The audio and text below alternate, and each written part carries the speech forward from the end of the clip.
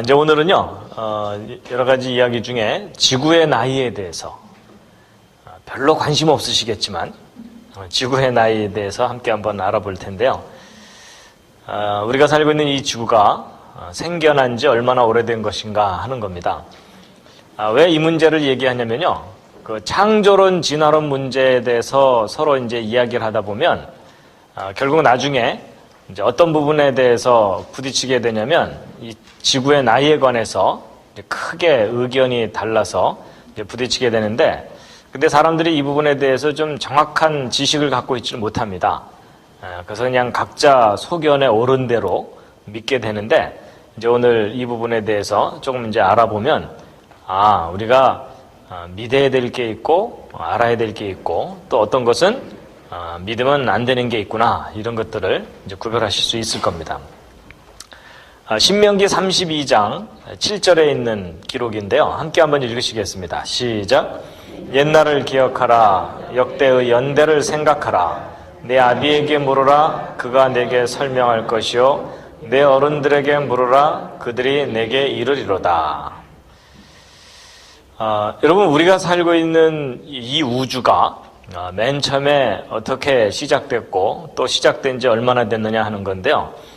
이 우주의 나이를 지금 현재 그 과학자들이 대략 한 150억 년쯤 됐다라고 이야기합니다. 물론 이제 진화론에 근거해서 그렇게 얘기를 하는 겁니다. 그래서 이 천문학적인 그 대폭발 이론이라는 게 있습니다. 이 우주가 맨 처음 시작될 때 뻥 터지면서 시작됐다라는 그런 이론이 있는데, 어쨌든 그런 이론에 그 근거해서 한 150억 년쯤 됐을 거다, 이렇게 말을 합니다.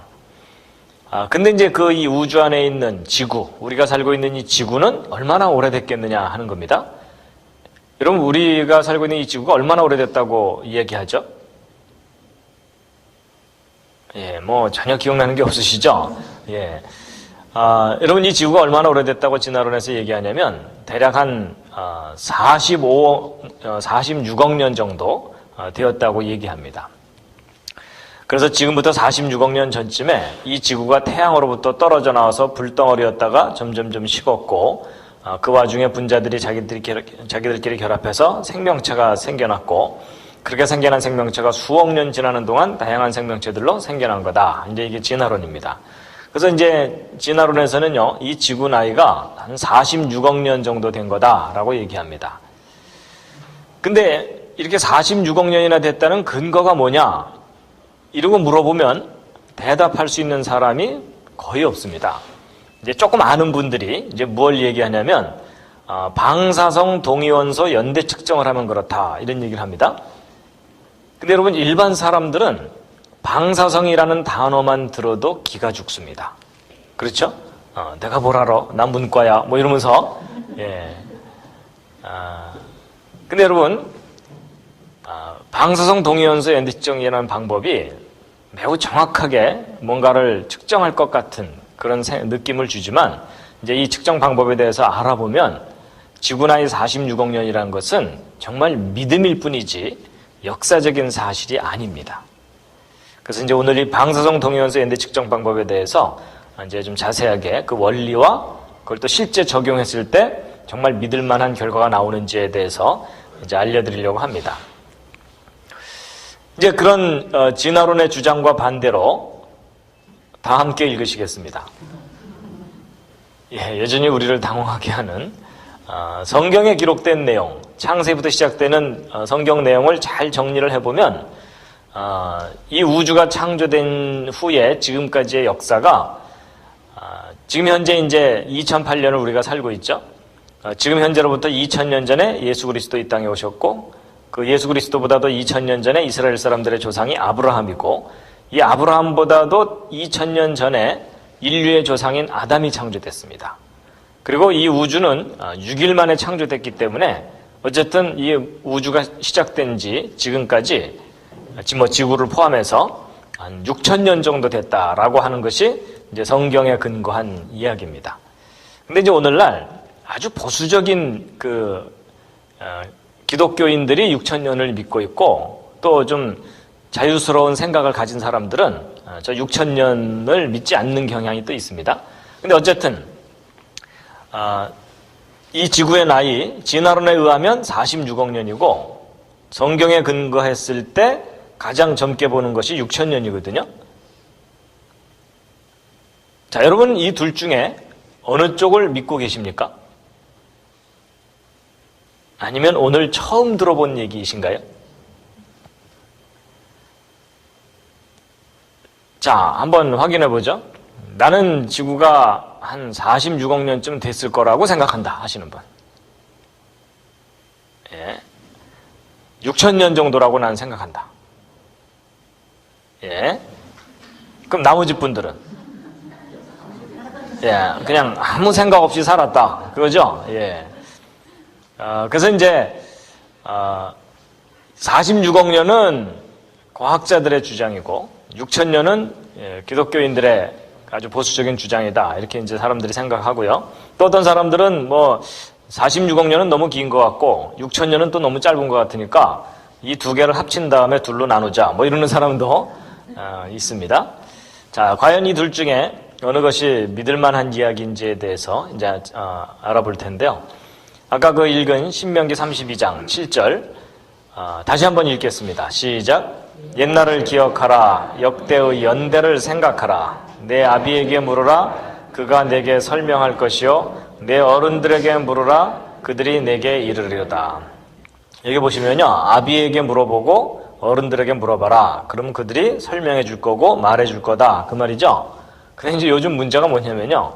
어른들한테, 아버지한테 아무리 물어봐도 대답이 없습니다. 그렇죠? 예, 왜냐하면 대부분의 사람들이 이 부분에 대해서 잘 모르거든요. 누가 그렇게 체계적으로 가르쳐 주지도 않고. 근데 여러분 여기 성경 보시면요. 옛날을 기억하고 역대의 연대.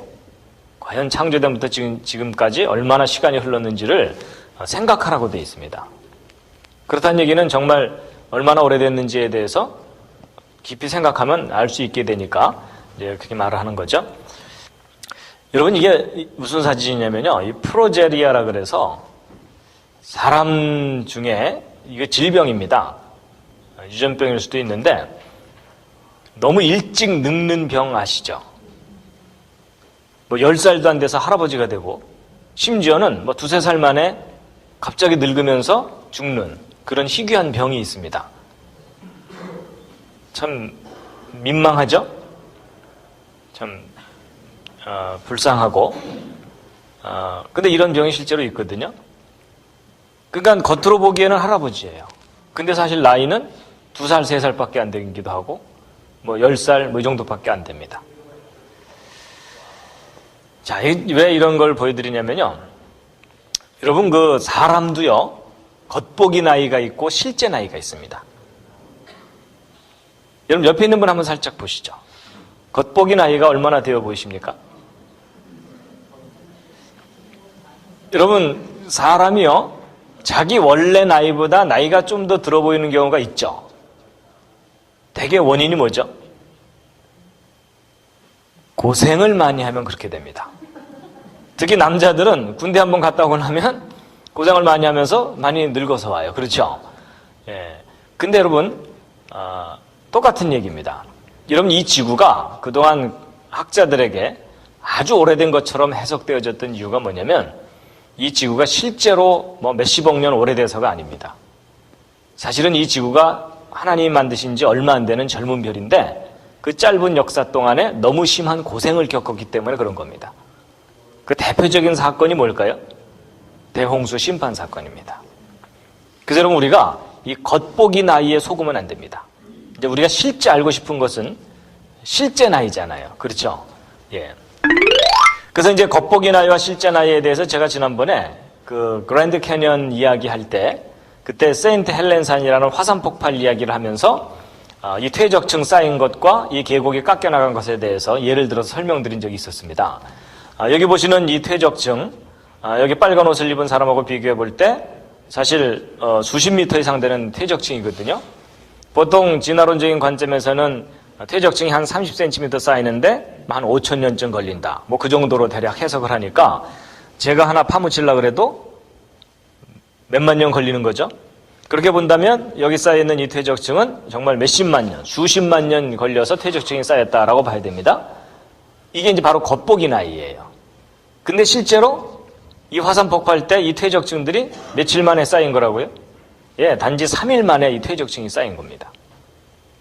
실제 쌓이는 데 걸리는 시간은.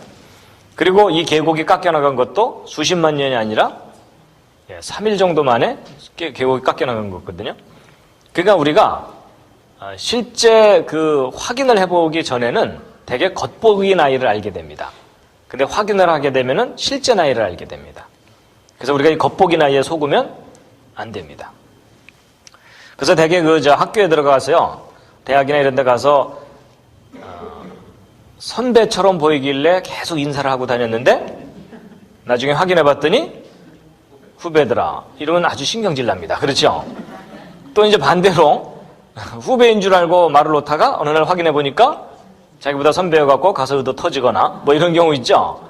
예, 그래서 우리가 정확한 나이를 아는 게 이제 중요합니다. 이제 그랜드 캐년도 마찬가지였죠.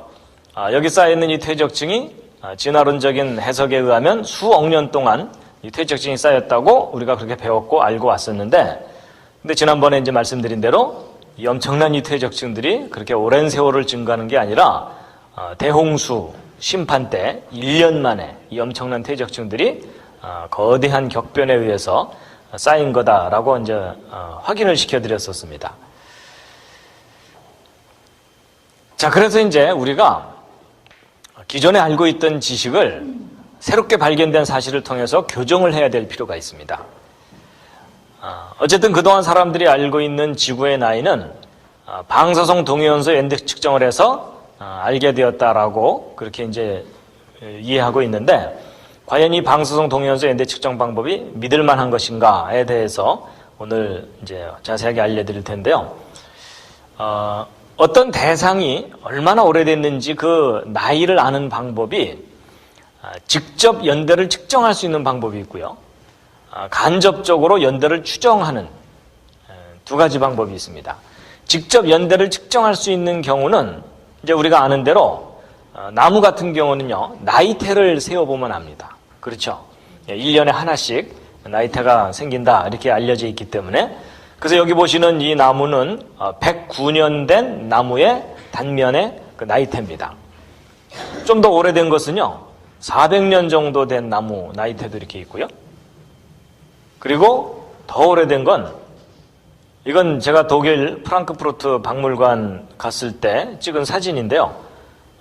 거기서 이제 한인교 목회하시는 목사님하고 함께 가서 구경한 건데, 이 나무, 이거 단면을 잘라놓은 건데, 2002년 된 나무랍니다.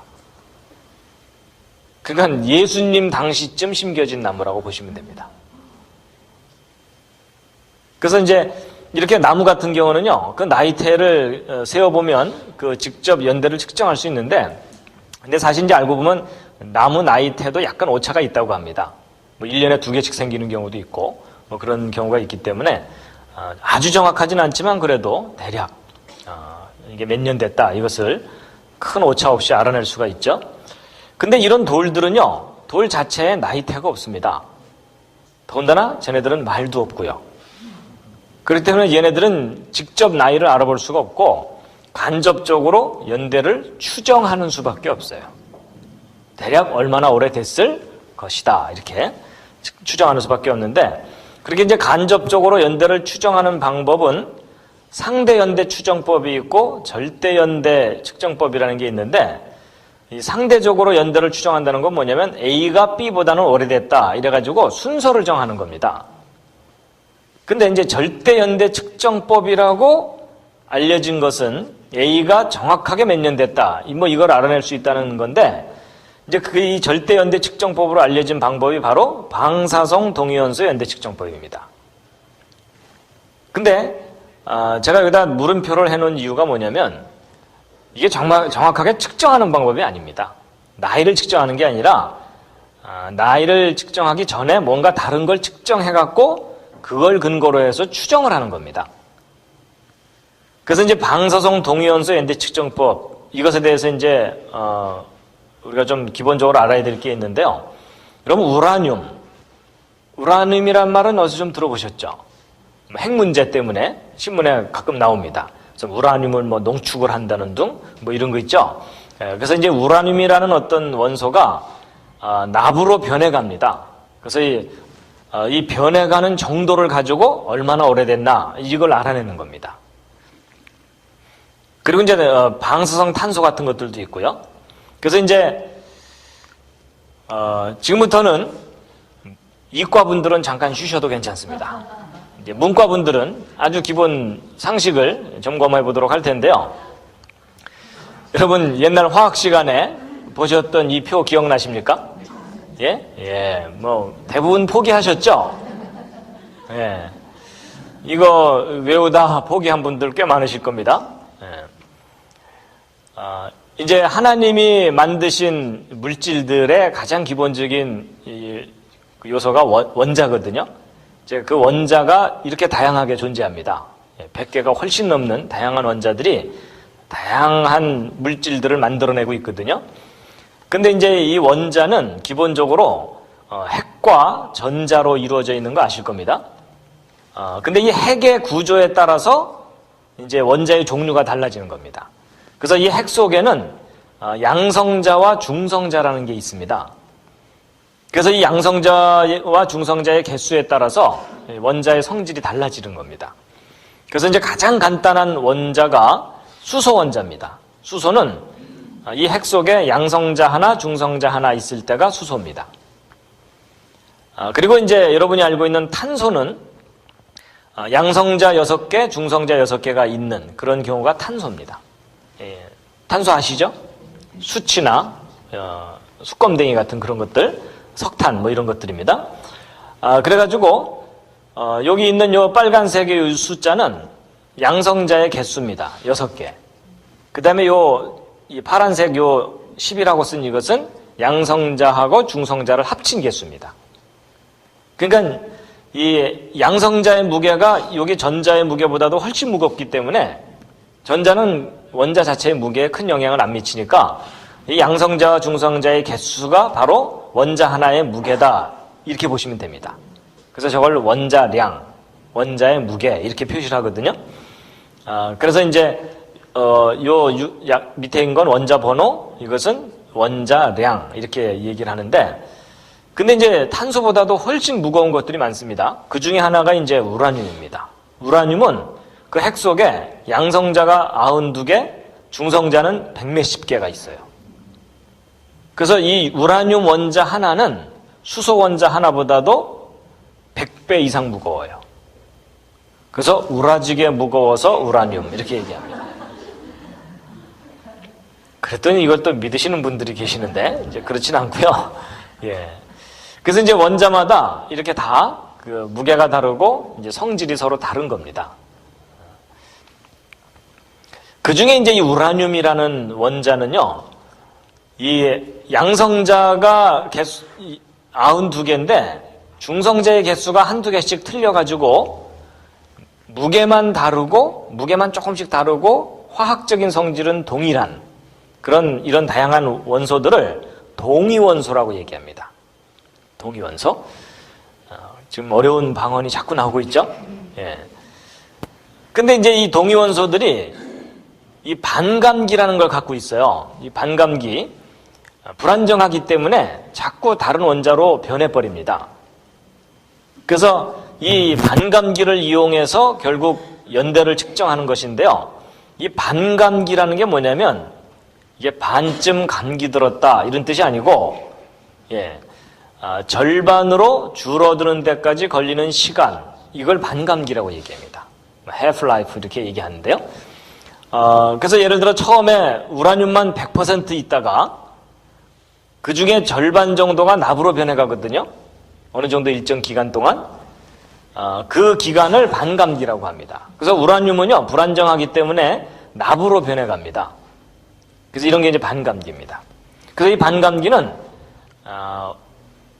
그 동위원소마다 다 고유한 반감기를 가지고 있습니다. 그리고요, 이 반감기가 저런 원소마다 있는 것만이 아니고 이 강의도 반감기가 있습니다. 그게 뭐냐면 처음 시작할 때는 오늘은 한번 끝까지 들어보자 이러다가 몇 분 후에 절반이 기절을 하십니다. 그래서 이 강의는요, 강의 주제와 내용에 따라 반감기가 또 다르죠. 그렇죠? 예, 좀 재미있는 내용은 눈을 부릅뜨고 1시간 내내 들으시지만, 이제 오늘같이 이렇게 딱딱하고 어려운 내용은 한 20분만 지나면 절반이 혼수 상태가 됩니다. 그래서 이 강의 같은 경우는 반감기가 20분이에요. 그래서 20분 지나면 절반이 기절하시고, 나머지 남아있던 절반이 또 20분 만에 절반이 기절하고, 그러니까 40분 지나면 거의 이제 4분의 1만 들으시고 4분의 3은 혼수 상태가 되시죠? 그 때문에 40분, 50분 지나면 잠깐 쉬어야 됩니다. 그렇죠? 그래서 이제 이게 무슨 말이냐면, 이제 뒤늦게 지각해서 온 사람이 딱 들어와서 봤더니 4분의 1만 눈을 뜨고 강의를 듣고 있더라. 그러면 강의 시작한 지 몇 분 지난 거예요? 그렇죠? 2분의 1, 4분의 1, 두 번 이렇게 지났으니까 40분 지난 거겠죠? 바로 그런 원리로 나이를 측정하는, 얼마나 시간이 지났는지를 측정하는 방법이 방사성 동위원소 연대 측정법입니다. 원리가 훨씬 이해가 잘 되시죠? 이제 바로 그런 겁니다. 그래가지고 예를 들어 이제 어떤 돌 속에 우라늄이 들어있고 납도 들어있고 그렇거든요. 근데 처음에는 우라늄만 100% 들어있다가 이 우라늄이 시간이 지나면서 점점점 줄어드는 겁니다. 그럼 상대적으로 납은 점점점 많이 생겨나게 되겠죠? 바로 이제 이런 현상인데요. 그래가지고 이제 우라늄이 100% 있다가 절반으로 딱 줄어들 때까지 어느 정도 시간이 걸리죠. 요걸 반감기라 그러는 겁니다. 그래서 100%에서 2분의 1 줄어드는데 시간이 걸리는데, 그 나머지 절반 중에 또 절반이 줄어드는데 걸리는 시간도 똑같아요. 그래서 2분의 1로 줄 때나 4분의 1로 줄 때나 8분의 1로 줄 때나 동일한 시간이 걸리거든요. 여러분 20분 만에 절반이 기절하시면 나머지 20분 동안에 나머지 절반도 다 기절해야 되잖아요. 근데 대개는 강의하다 보면 그렇지가 않죠. 왜냐하면 제가 계속 눈을 마주치는 분은 졸 수가 없잖아요. 그분은 그냥 체면상 계속 눈을 부릅뜨고 있어야 되기 때문에 40분 만에 다 주무시질 않고 1시간이 지나도 눈을 뜨고 있는 분은 계시거든요. 그런 것처럼 여기서 이렇게 바로 이렇게 쫙 이렇게 내려오질 않고 이렇게 내려오는 속도가 점점점 줄어듭니다. 이런 식으로 줄어들게 돼 있어요. 바로 이런 원리를 이용해서 지구가 얼마나 오래됐는지를 이제 알아내는 겁니다. 그래서 이제 지구 나이가 45억 년 됐다는 근거가 뭐냐라고 했을 때 이제 그것에 대한 답이 바로 이제 이 그림인데요. 이제 이 그림을 이해하시면 됩니다. 여러분 지구 나이를 측정하는 원리가 뭐냐면, 우라늄이 납으로 변해가는데 반감기가 있다고 그랬죠. 근데 이 우라늄 238이 납 206으로 절반 줄어드는데 걸리는 시간을 측정을 해보았더니 대략 한 45억 년 된다는 걸 알게 됐어요.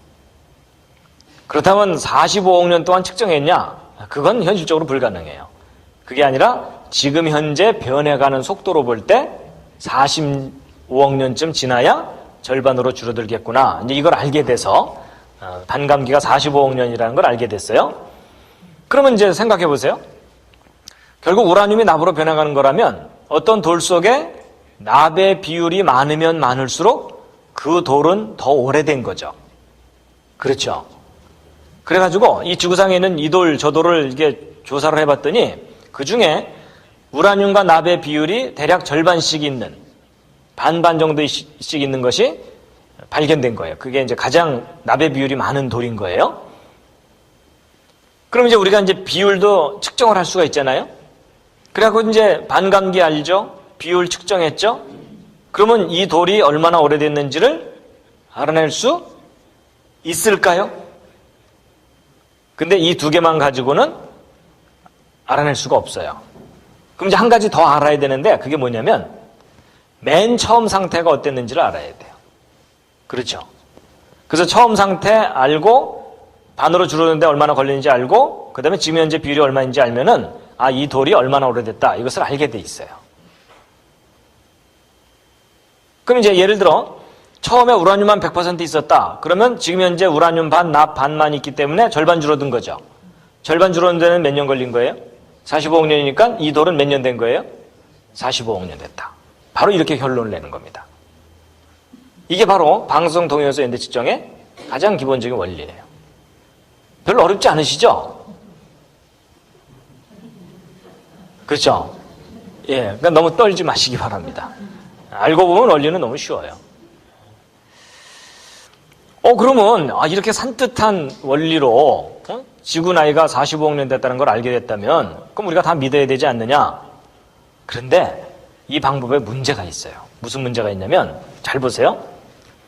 여러분, 이 반감기는 측정할 수가 있는 값이에요. 그렇죠? 그 다음에 비율도 측정하면 돼요. 누구 시키면 돼요? 할 일 없는 과학자들을 시키면 잘 측정을 해요. 근데 문제가 뭐냐면 이 첫 번째, 맨 처음 상태는 측정할 수 있나요? 없나요? 없어요. 45억 년 전에 어떤 상태였는지는 측정할 수 있는 값이 아니에요. 그렇죠? 그럼 측정할 수 없을 경우는 이런 과학자들이요, 어떤 결론을 낼 때까지 여러 가지 알아야 될 게 많거든요. 근데 어떤 건 측정할 수가 있고 어떤 건 측정을 못해요.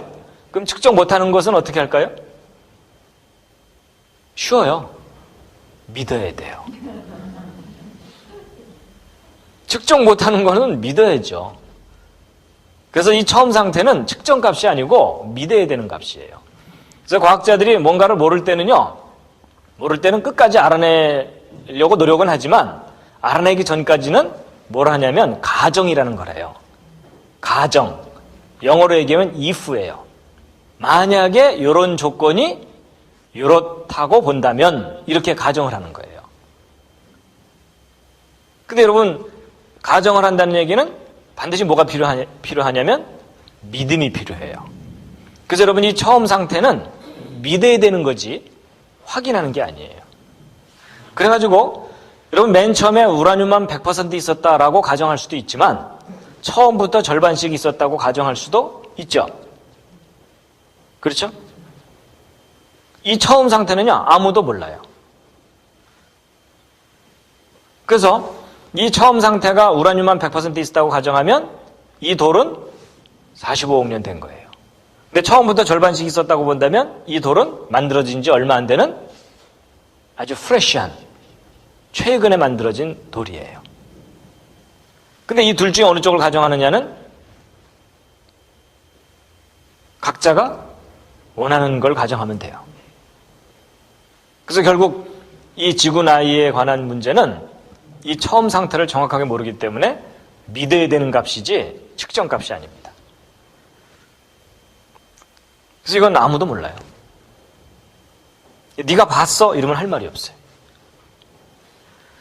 그래서 이제 보세요. 이 문제가 논리적인 문제인데, 여러분 이제 왼쪽 자동차가 오른쪽 자동차를 이제 끈에 연결해서 끌고 간다고 생각해 보자고요.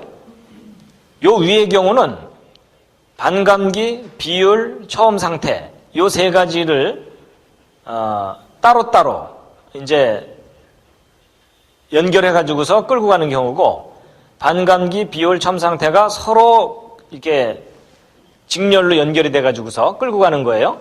여러분 이 위쪽을 먼저 보시면 이 세 개 중에 처음 상태가 끊어져도 이 밑에 있는 제일 튼튼한 거가 끝까지 버텨주면 이건 끌고 갈 수가 있어요. 근데 이 밑에 경우는 이 세 가지 중에 하나만 약해서 끊어져도 끌고 갈 수가 없죠. 근데 여러분 조금 전에 이 연대 측정의 원리는 이 반감기, 비율, 처음 상태 이 세 가지가 다 정확해야 결론이 정확한 거죠.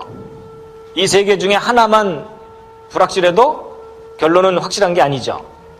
그러면 여러분 이 경우는 위의 상황이겠어요? 밑에 상황이겠어요? 밑에 경우예요. 그렇죠? 예. 그러니까 반감기가 아무리 튼튼해도 정확하게 측정을 했어도 처음 상태가 확실하지 않으면 결론은 확실하지가 않은 거라는 겁니다. 그래서 이 두 경우를 혼동하시면 안 됩니다. 그래가지고 여러분 이 처음 상태가 약한 경우는요, 처음 상태가 확실한 경우는 이렇게 끌고 가면은 45억 년의 결론이 계속 끌려와요. 근데 처음 상태가 불확실하다 그러면은 얘가 가봤자 45억 년이라는 결론이 끌려오질 않습니다. 이해가 되시죠? 그래서 결국 이 지구나이 45억 년이라는 것은 확실하지 않은 가정에 근거한 믿음일 뿐이라는 겁니다. 결국 요점이 뭐예요? 지구나이 45억 년이라는 주장은 역사적 사실이 아니라는 거예요. 믿음일 뿐이라는 거예요. 그래서 처음 상태를 믿어야 결론을 믿을 수 있는, 그래서 이게 소위 믿음으로 믿음에 이르게 하는 그런 얘기입니다. 그래서 이게 제가 무슨 얘기를 드리는 거냐면, 일반 사람들은요, 과학자들이 지구나이 45억 년 됐다 그러면 뭐 어련히 알아서 정확하게 측정해서 결론을 낸 거겠지라고 믿어주거든요. 그러면 안 된다는 겁니다. 과학자들조차도 자기들 나름대로의 믿음을 갖고 있어요. 그래서 지구나이 45억 년 객관적인 사실이 아니다라는 것을 이제 먼저 말씀을 드린 겁니다. 그렇다면 그것에 근거해서 지구나이 46억 년 됐다 그러고 46억 년 전에 이 지구가 태양으로부터 떨어져 나왔다는 이 주장은 하나의 소설이라는 겁니다. 그러니까 여러분, 사실 지금 현재 문제가 뭐냐면요, 지구의 나이가 45억 년쯤 됐다는 것을 마치 사실인 것처럼 그렇게 가르치고 있는 게 문제입니다. 그런 과학자들이 좀 더 솔직하게, 좀 더 객관적으로 사람들에게 알려주려면 어떻게 말해줘야 되냐면, 지구의 나이는 처음 상태를 어떻게 가정하느냐에 따라서 달라질 수 있다. 맨 처음에 우라늄만 100% 있었다면 지구의 나이는 최대 45억 년일 것으로 여겨진다. 그러나 처음부터 절반씩 있었다면 이 지구는 생겨난 지 얼마 안 되는 젊은 별이다. 근데 우리가 처음 상태를 정확하게 모르기 때문에 지구의 나이는 최소 몇천 년에서 최대 45억 년 중에 어디일 거다 라고 얘기를 해줘야 된다는 겁니다. 맞죠? 그러면 이제 이런 게 있어요. 아니 그럼 뭐 처음 상태를 100%로 하든 처음부터 반반씩 있었다고 하든 어쨌든 뭐 둘 중에 하나 아무거나 주장하면 되는 거 아니냐. 그리고 결국 우라늄이 납으로는 변해가도 납은 우라늄으로 도로 안 돌아오거든요. 그럼 우라늄이 납 쪽으로 계속 가는 거라면 결국 거꾸로 과거로 돌리면 맨 처음에는 우라늄만 있었다고 하는 것이 합리적으로 생각되잖아요. 그렇죠? 그래서 맨 처음에 우라늄만 100% 있었다고 가정해서 결론을 낸 거기 때문에 이건 상당히 합리적인 결론이다. 이렇게 주장할 수가 있어요. 그럼 맨 처음 상태가 100% 우라늄이었는지 처음부터 절반씩 있었는지 이걸 좀 검증을 해볼 수 있다면 좋겠죠. 이제 그걸 검증할 수 있는 방법이 있어요. 그게 뭐냐면 이 헬륨입니다. 헬륨. 여러분, 이 지구상에 이 우리가 숨쉬는 공기 중에는 산소, 질소 이런 것들이 있잖아요. 그렇지만 아주 미량으로나마 헬륨이라는 게 존재해요. 근데 이 헬륨이라는 것이 이제 왜 존재하냐면, 여러분, 우라늄이 납으로 변할 때 헬륨이 나와요. 그러니까 우라늄 원자 하나가 납 원자 하나로 변할 때 8개의 헬륨이 나오게 돼 있어요. 그래가지고 이 헬륨이 우라늄이 붕괴할 때 나오게 되는데, 여기 보시면 여러분, 우라늄의 원자량이 아까 238이고요. 납의 원자량은 206이거든요. 그럼 32가 차이가 나죠. 근데 이제 우라늄이 납으로 변한다고 말씀드리긴 했지만 사실은 우라늄이 곧바로 납으로 변하는 게 아니고 우라늄이 이렇게 기구한 과정을 거쳐서 납으로 변합니다. 좀 이따 시험 보겠습니다. 그려라. 근데 이제 우라늄이 납으로 변할 때 잘 보시면 여기 알파선이라는 게 튀어나가거든요. 하나씩. 톡톡 튀어나가가지고 모두 8개가 튀어나가요. 근데 이 알파선이 이제 방사선 중에 하나예요. 근데 그 알파선이 사실은 헬륨 입자예요. 헬륨 입자. 그러니까 이 헬륨이 8개가 나옵니다. 근데 이 헬륨은 원자량이 4거든요. 그러니까 4, 8이 32. 그래서 질량 보존의 법칙이 맞죠? 바로 그겁니다. 그래서 우라늄 원자 하나가 납으로 변하면 반드시 8개의 헬륨이 나오게 돼 있어요. 그럼 이제 보세요. 정말 이 지구가 45억 년 됐다면 우라늄이 납으로 변한 만큼의 헬륨이 그동안 나왔었겠죠? 그리고 이제 헬륨은요, 가벼워요. 가볍기 때문에 공기 중에 골고루 분포합니다. 얘네들이 깡패처럼 어디 몰려있거나 이러지 않습니다. 그러니까 이 공기 중에 농도를 측정을 하면은 지구상에 있는 헬륨의 양을 대략 알아낼 수가 있어요. 그래가지고 이제 정말 지구가 45억 년 됐다면 그동안 반드시 나왔을 이 헬륨이 지구상에 존재하는지를 확인을 해봤어요. 그럼 맨 처음에 우라늄이 얼마나 있었는지를 대략 추정해 볼 수가 있잖아요.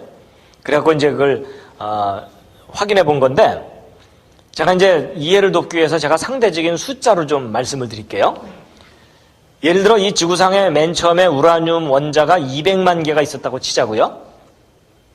근데 지금 현재 지구상에 있는 우라늄과 납의 비율을 조사해 봤더니 우라늄 100만 개, 납 원자 100만 개가 있다고 생각해 보자고요. 그러면 절반이 납으로 변한 거니까 45억 년 지났다고 보면 되겠죠? 그럼 이렇게 45억 년 지나는 동안 100만 개의 납 원자가 생겼으니까 납 원자 100만 개 생기는 동안 헬륨 원자는 몇 개가 생기겠어요? 네, 지금 거의 정신을 놓고 이해를 하려기보다는 감상을 하고 계시죠? 여러분, 우라늄 원자 하나가 납 원자 하나로 변하는데 헬륨이 8개가 생긴다 그랬으니까 납 원자 100만 개가 생기려면 헬륨은 800만 개가 생겼겠죠. 그죠? 8배씩 생기니까. 자, 그러면 이제 바로 이거예요. 지구가 정말 45억 년 됐다면 지금 지구상에는 헬륨 원자가 800만 개가 존재하고 있어야 된다, 그 말입니다. 이제 좀 쉬워졌죠? 이게 이제 지구 나이가 45억 년 됐다면 존재해야 될 헬륨이에요. 그리고 이 헬륨은 다른 원자들하고 결합을 하지 않아요. 얘는 아주 독립심이 강하기 때문에 늘 혼자 다닙니다. 그래서 어떤 화합물로 숨어 있거나 이러지도 않습니다. 그래서 이 지구상에 정말 800만 개 헬륨이 있는가를 측정을 해본 거예요. 자, 그랬더니 이 지구상에 얼만큼 지금 있느냐 하는 건데요. 자, 여러분이 얼마나 너그러운지 한번 확인해 보도록 하겠습니다. 여러분, 지금 800만 개가 있어야 되는데 도대체 몇 개 정도가 있다고 확인이 되면 지구 나이가 45억 년 됐다고 믿어주시겠습니까? 자, 다음 중에 하나 골라보세요. 예. 1번, 800만 개 중에 한 700만 개만 있어도, 한 8, 90%만 있어도 내가 믿어줄 수 있다. 이게 1번이요. 아니다, 난 좀 너그럽다. 한 절반 정도, 한 400만 개만 발견돼도 그냥 45억 년 됐다고 믿어주겠다. 세 번째, 아니다, 나는 100만 개 정도만 발견돼도 45억 년 됐다고 믿어주겠다. 자, 이 셋 중에.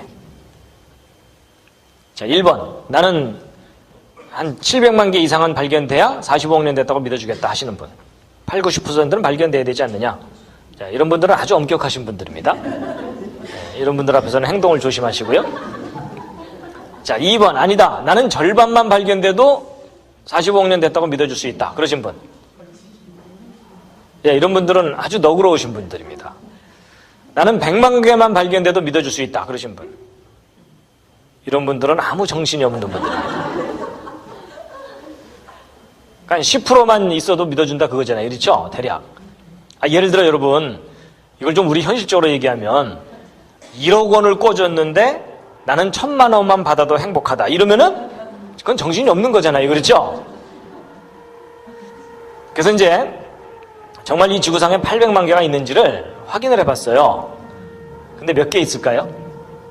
지금 지구상에 있는 헬륨의 양은 8개 있어요. 8개. 그 8개 있다 그러니까 또 어떤 분들이 또 놀래요. 이게 뭐 미국에 하나 있고 소련에 하나 있고 뭐 이렇게 강대국들이 하나씩 나눠 가졌나 뭐 이러는데 이제 그게 아니고 제가 상대적인 숫자로 말씀드린 거기 때문에 비율로 볼 때 원래 있어야 되는 양의 100만 분의 1밖에 없다 그 말이에요. 그러니까 지금 너무나 적은 양의 헬륨만 지금 대기 중에 있는 거예요.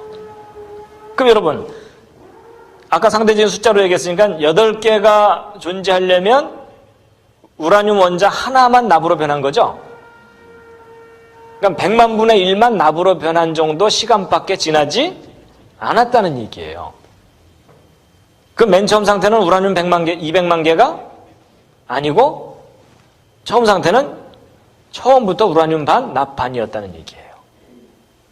그렇게 본다면 이 돌은 45억 년 된 돌이 아니고 만들어진 지 얼마 안 되는 젊은 돌이라는 얘기입니다.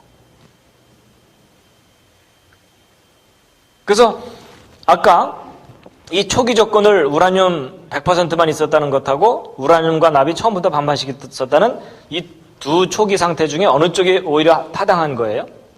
처음부터 반반씩 있었다는 초기 조건이 더 타당한 거라는 얘기입니다. 지금 현재 있는 헬륨의 양으로 거꾸로 생각해 볼 때. 그래서 여러분 보세요. 지금 현재 있는 헬륨의 양 측정값이고 지금 현재 있는 우라늄과 납의 비율도 측정값이잖아요. 그렇죠? 그렇다면 초기 상태는 처음부터 반반씩 있었다는 것이 오히려 합리적이라는 얘기입니다. 그래서 여러분 이 헬륨이라는 이 원자가 오히려 지구 나이를 젊다고 얘기해주고 있다는 거예요. 근데 여러분 물리학자들도 이런 거 알까요 모를까요? 네, 진화론을 주장하는 사람들이 이걸 알아요. 그래서 헬륨이 너무 적다는 것에 대해서 의아해하고 있어요. 그런데 헬륨이 적다는 건 사실이기 때문에 지구가 오래되지 않았구나라고 결론을 내는 게 아니라 이제 어떻게 또 저걸 설명하냐면 그동안 발생된 헬륨이 지구 바깥으로 다 나갔다라고 생각하는 거예요.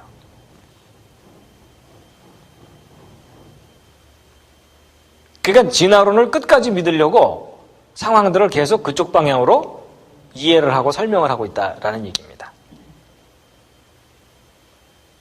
그럼 지구 바깥으로 정말 헬륨이 나갈 수 있겠느냐? 학자들마다 또 견해가 달라요. 왜냐면 그거 계산하고 이러려면 생각해야 될 변수가 또 많거든요. 그래서 어떤 변수를 어떻게 정해놓느냐에 따라서 결과값이 막 달라집니다.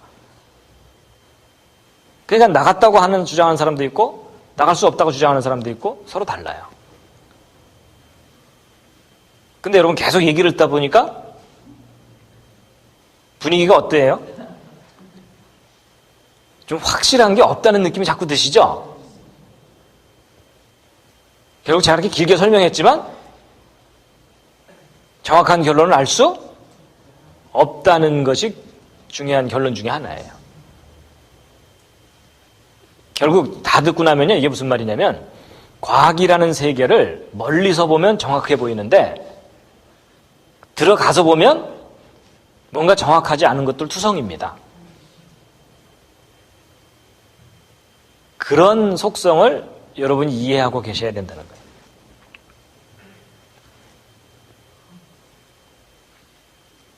그러니까 결국 지구 나이 46억 년이라는 것은 서로가 그럴 거라고 인정하고 있기 때문에 저게 통용되는 거지 정말 따지고 들어가 보면 저게 정확한 근거가 있는 것이 아니다라는 겁니다. 근데 제가 이렇게 설명드리는 대로 알고 있는 사람이 지구상에 거의 없습니다. 맞죠? 과학자들이 어린이 알아서 확실하게 알아냈겠지 이렇게 믿어주고 있을 뿐이라는 겁니다. 그래서 이제 방수성 동위원소 연대 측정법이 실제로 정확한 측정 방법이 아니다라는 것을 그 요점을 말씀드린 거고요. 자, 그 다음에 이제 또 하나 우리가 이제 알아야 될 게 뭐냐면요. 일반 사람들이 갖고 있는 어떤 신화 같은 건데 이제 과학자들을 너무 믿어주는 거예요. 예를 들어 여러분 그랜드 캐년에 있는 이 암석들 있죠. 저런 암석들을 지질학 책 같은 데 보면은 다 연대를 이렇게 매겨놨거든요. 박물관에 가봐도 그런 암석들에 대해서 막 연대를 매겨놓고 막 몇 억 년 됐다는 둥. 그러면 이제 사람들은 어떻게 생각하냐면 저 돌 떼다가 과학자들한테 주면 과학자들이 무슨 정교하고 복잡한 장치에다가 딱 집어넣고 단추 딱 누르면 끼리릭 끼리릭 끼리릭 한 다음에 주인님 이것은 몇 년 된 겁니다. 뭐 이러고서 무슨 자판기처럼 결과가 탁탁탁 나오는 줄 알아요. 근데 여러분 절대 그렇지가 않습니다. 여러분 그렇게 또 정확할 거라고 생각되는 이 동위원소 엔드 측정 방법에는요 엄연한 한계가 있어요. 첫 번째, 여러분 퇴저감에 대해서는 측정이 가능하지가 않습니다. 그러니까 퇴저감이라는 암석들은 동위원소로 연대 측정할 수가 없어요. 그럼 뭐에 대해서 할 수 있느냐? 화성암에 대해서만 가능해요. 화성암이라는 건 뭐냐면 이 화성에서 가져온 암석이다 이런 뜻이 아니라 그랬죠? 이게 불에 녹았다가 굳어진 그런 암석 이런 겁니다. 그러니까 굳어진 이후부터 얼마나 시간이 지났는지에 대해서 어느 정도 추정할 수 있을 뿐이에요. 그러면 이 퇴저감은 왜 안 되는 거냐? 측정을 못 하는 거냐 하는 건데, 여러분 이 퇴저감에 대해서 연대 측정하는 것이 왜 불가능한지 옆에 앉은 분과 한번 상의를 해보시기 바랍니다. 일단 먼저 좀 깨우시고요.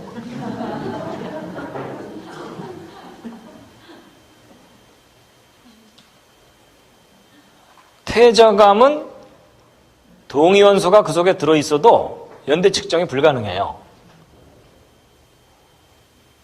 거의 상의하기를 포기하셨군요. 자, 이유를 알려드릴게요. 잘 보세요. 여러분 예를 들어 이 그랜드 캐년에 있는 이 퇴저감의 나이를 알고 싶다는 거예요. 얼마나 오래됐는지. 근데 우리가 알고 싶은 건 뭐냐면 이게 쌓인 후로부터 지금까지 얼마나 시간이 지났는지 그걸 알고 싶은 거잖아요. 그렇죠? 이게 몇 년 전에 쌓인 건지를 그걸 알고 싶은 거잖아요. 그럼 우리는 이제 쌓인 후부터 지금까지 흘러온 시간을 알고 싶은 거예요. 근데 이제 우리가 지금 현재 이 돌 속에 들어있는 방사성 동위원소를 분석해서 그 비율을 알게 되면 무엇을 알 수밖에 없게 되냐면 맨 처음 상태부터 지금까지 흘러온 시간만 알 수 있어요. 그렇죠? 처음 상태부터 지금까지 얼마나 변했는지를 알려주는 게 동위원소의 비율이거든요.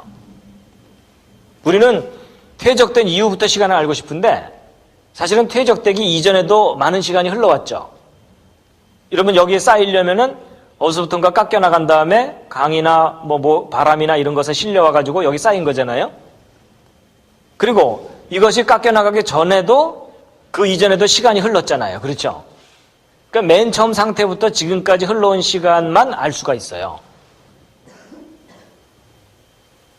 그러니까 우리가 퇴적된 이후 시간을 아무리 알고 싶어도 이 퇴저감은 그걸 알려주고 있지를 않아요. 그러니까 퇴저감 속에 들어있는 동위원소를 아무리 분석해봤자 퇴적된 이유를 알 수가 없기 때문에 퇴저감에 대해서는 동위원소 연대 측정을 하는 것이 의미가 없어요. 뭐 이해가 됐든 안 됐든 진도나 합니다. 그러면 여러분 이게 무슨 말이냐면요. 지금 지구상에 뭐 고생대 퇴적증, 중생대 퇴적증, 신생대 퇴적증 이러면서 막 나름대로 막 분류를 하고 연대를 매겨놓고 그랬죠. 그것은 측정해서 매겼다는 뜻일까요? 아니면 추정해서 매겼다는 뜻일까요? 예, 그건 측정해서 매긴 연대가 절대 아니에요. 근데 사람들은 어련히 알아서 측정했겠지 이렇게 믿어주고 있는 거라는 거죠. 그런 줄 모르셨죠.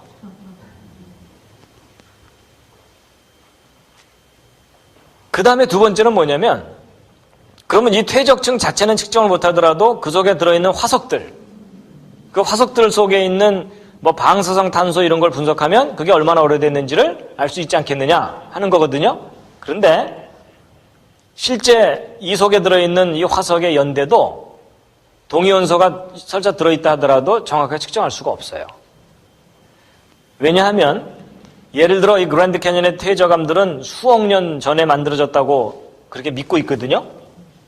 근데 그 속에 들어있는 이 물고기 화석 속에는 이 수억 년을 측정할 수 있는 동위원소가 들어있질 않아요.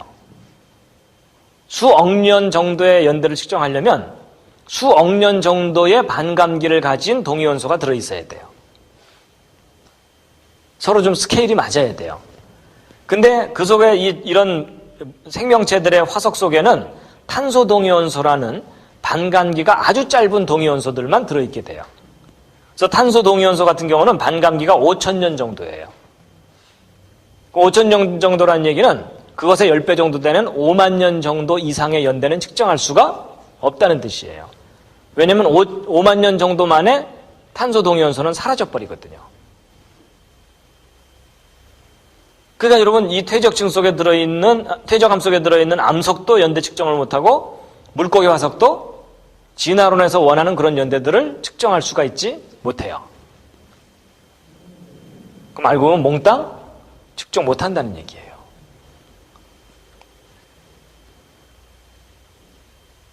결국 듣고 나니까 할 수 있는 게 거의 없다는 거 아시겠죠?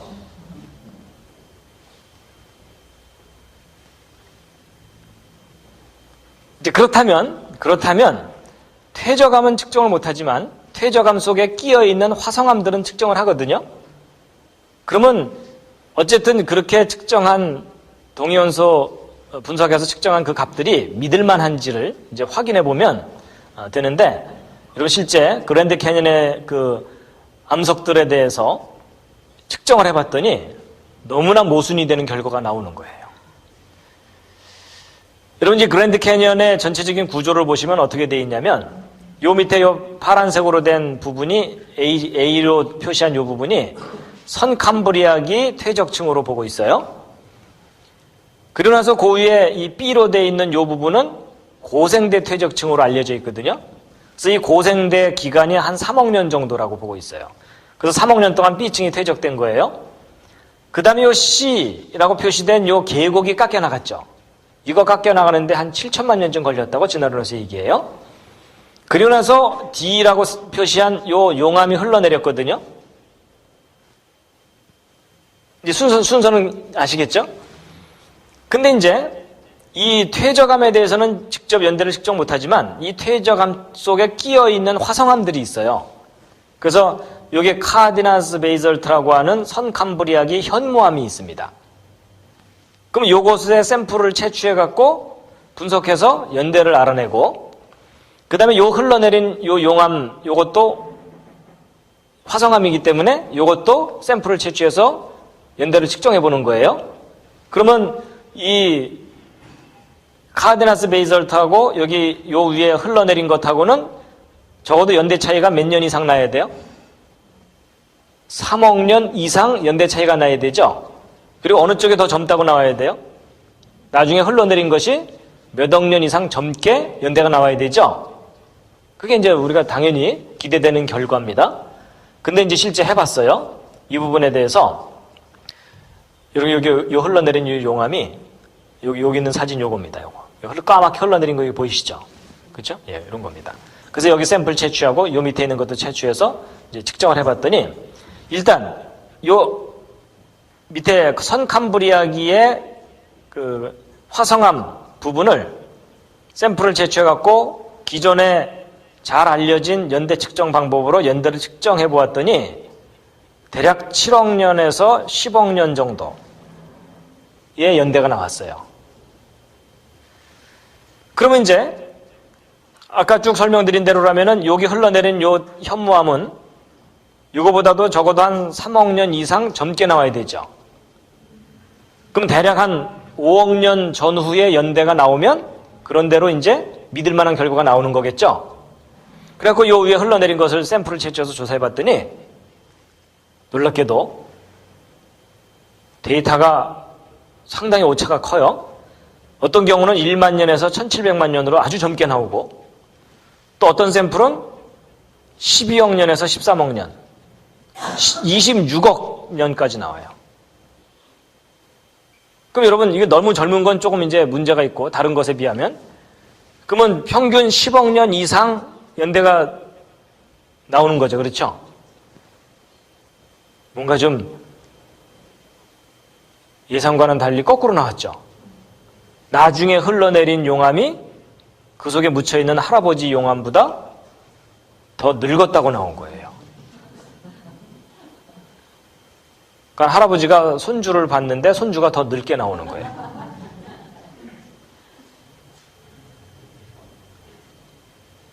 여러분, 이게 그 전형적인 연대 측정 방법으로 측정한 결과예요.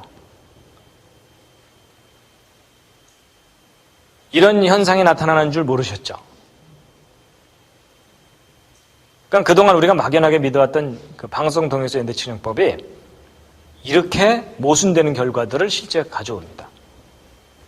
근데 그런 문제가 왜 생기냐면 여러분 이 처음 상태를 정확하게 모르기 때문이에요. 결국 이 방송 동위원소의 상대적인 비율들은요 위치마다 다 다릅니다. 어떤 일관성이 있질 않아요. 그러니까 데이터가 저렇게 엉망으로 나오는 거죠. 그래서 이제 제가 아까 그 간접적으로 연대를 측정하는 방법 중에 절대연대 측정법이 방송 동위원소 연대 측정법이라고 알려졌었지만 이게 결코 절대연대를 알려주는 게 아니다.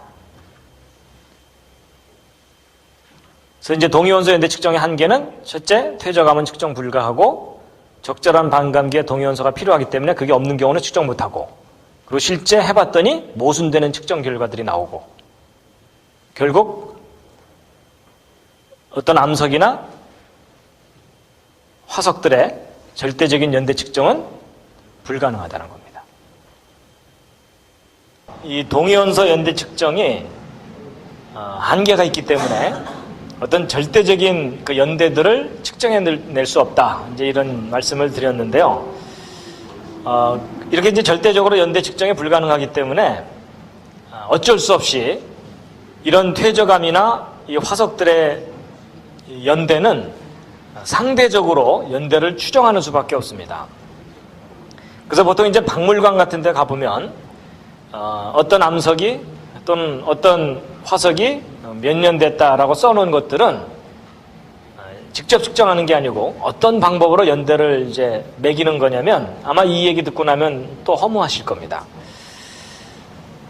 예를 들어 여기 있는 이 물고기 화석이 얼마나 오래된 거냐라는 걸 알고 싶어가지고 이 화석을 연구하는 사람들한테 도대체 이 화석이 얼마나 오래된 거냐요? 얼마나 오래된 건가요? 하고 물어보면 이제 화석을 연구하는 사람이 정직하다면 이제 어떻게 얘기를 하냐면 이 화석에는 그 연대를 측정할 수 있는 적절한 동위원소도 없고 그렇기 때문에 직접 연대 측정을 못 합니다. 근데 이 물고기 화석이 이 그랜드 캐니언 퇴적층 중에 이 퇴적층 속에서 나왔는데 이 퇴적층은 이 퇴적된 이 순서로 볼 때 대략 고생대 무순기 퇴적층입니다.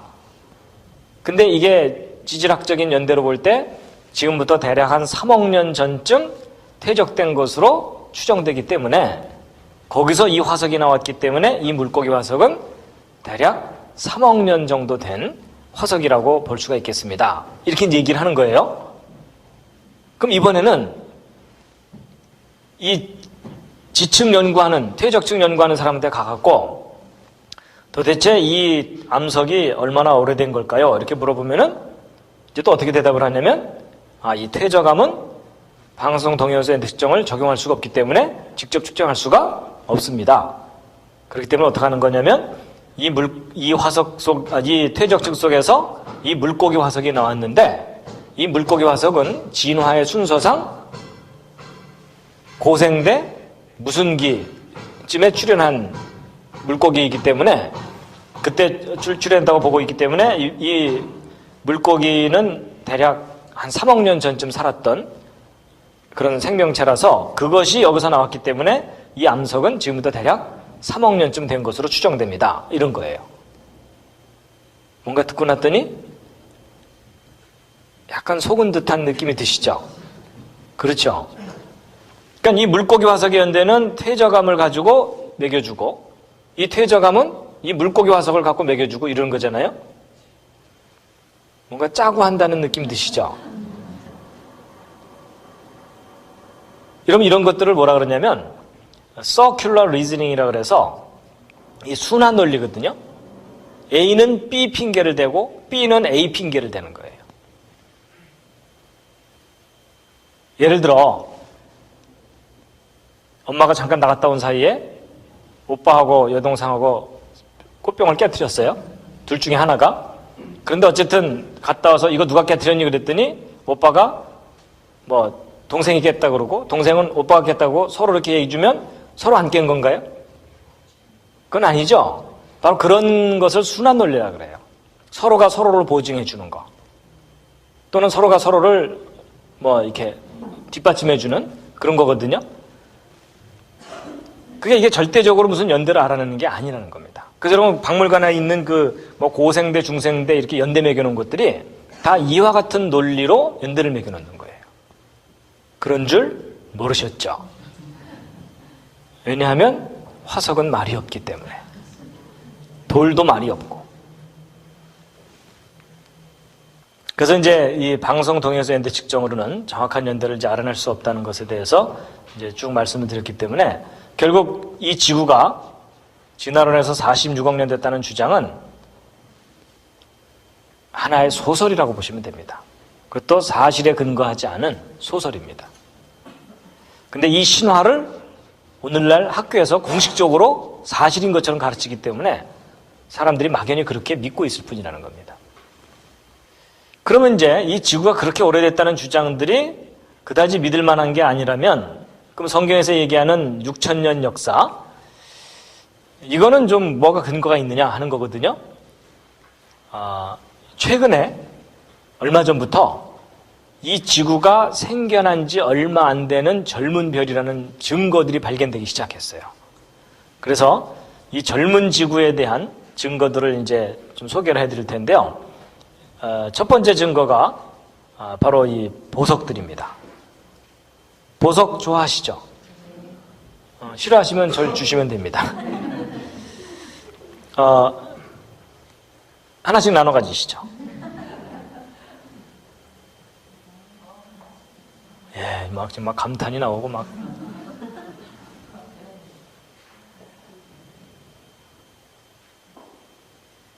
그런 얘기 있습니다. 어떤 사람이 돈을 엄청 벌었는데 죽을 때가 된 거예요. 그리고 하나님께 간절히 기도를 했어요. 주여, 제가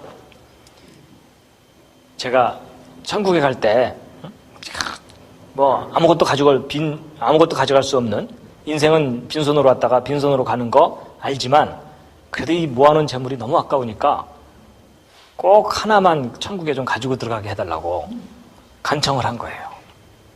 근데 처음에는 안 된다 그러다가 너무 열심히 간청을 하니까, 그러면 딱 하나만 갖고 들어와라. 그래서 허락을 해줬어요.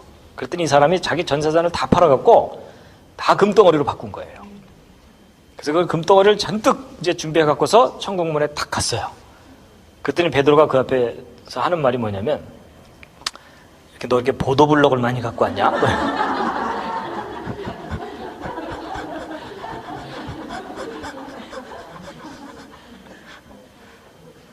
무슨 말인지 아시죠? 성경을 보면은 천국은 황금길이라고 되어 있잖아요. 그렇죠?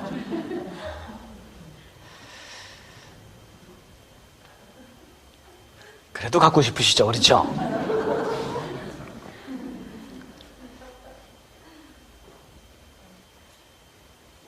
근데 여러분, 하나님께서요, 놀랍게도 이 보석들 속에다가 이 지구가 만들어진 지 얼마 안 된다는 증거를 두셨어요. 이렇게 뭐냐면, 여러분 보통 이런 보석들은 지르콘이라 그래가지고, 지르콘, 실리콘이 산소하고 결합된 이런 화합물이거든요. 여기에 불순물이 뭐가 들어있느냐에 따라서 색깔도 달라지고 뭐 이런 거예요. 그런데 이 보석들 속에 지르콘, 실리콘, 산소만 있는 줄 알았더니, 이제 오늘날은 이제 과학이 발달해가지고 저 속에 들어있는 아주 미량의 불순물들까지도 다 측정을 할 수가 있게 됐어요. 그래가지고 이 속에 들어있는 미량의 어떤 불순물들을 조사해봤더니 그 속에 놀랍게도 우라늄이 들어있다는 사실이 발견됐어요. 근데 우라늄은 말씀드린 대로 이게 붕괴를 해가지고 다른 원소로 변한다고 했죠. 그래갖고 붕괴하면서 헬륨을 방출한다고 돼 있잖아요. 그래가지고 이제 보통 이런 보석들은요, 어떻게 만들어진 것인가에 대해서 설명을 할 때 지구 생성 초기에 엄청난 열과 압력을 받아서 저런 이제 보석들이 생긴 것처럼 설명을 해요. 그래서 이런 보석들이 발견되면 뭐 15억 년 됐다, 이런 식으로까지 막 몇십억 년의 연대를 매깁니다. 그럼 이제 보세요. 이 보석들 속에 들어있는 우라늄이 붕괴를 하면은 아까 헬륨이 나온다 그랬잖아요. 근데 이 헬륨 원자는 워낙 크기가 조그매가지고 그 속에서 생겨나도 살살살 바깥으로 빠져나가요. 그렇기 때문에 얼마 시간 지나지 않아서 헬륨들은 다 바깥으로 방출돼 버리거든요. 그러면 이제 보세요. 여러분 정말 이 보석들이 수십억 년 된 게 맞다면 헬륨들은 짧은 시간 내에 바깥으로 빠져나가니까 그 양이 그 속에 거의 없어져 버리겠죠. 짧은 시간 내에. 그렇죠? 그런데 놀라운 사실은 이런 보석들 속에 그 내부에 헬륨이 상당량이 존재하고 있는 거예요. 그렇다는 얘기는 그 속에 들어있는 우라늄이 붕괴한 지 얼마 안 됐다는 뜻이에요. 그러니까 정말 이런 보석들이 그렇게 오래된 거라면 그 속에 헬륨은 거의 없어야 돼요. 우라늄 붕괴가 어느 정도 끝났기 때문에. 그런데 상당량의 헬륨이 남아있다는 얘기는 붕괴되기 시작한 지 얼마 안 되는 돌이라는 뜻이고 생겨난 지 얼마 안 되는 젊은 돌이라는 뜻입니다. 그래서 이런 증거들이 이제 학계에 계속 보고되기 시작했어요. 그리고 또 이와 비슷한 또 다른 증거가 다이아몬드입니다. 다이아몬드도 좋아하시죠? 그렇죠? 여러분 다이아몬드 광산이에요. 얼마나 다이아몬드가 좋았는지 이렇게 파들어갔어요.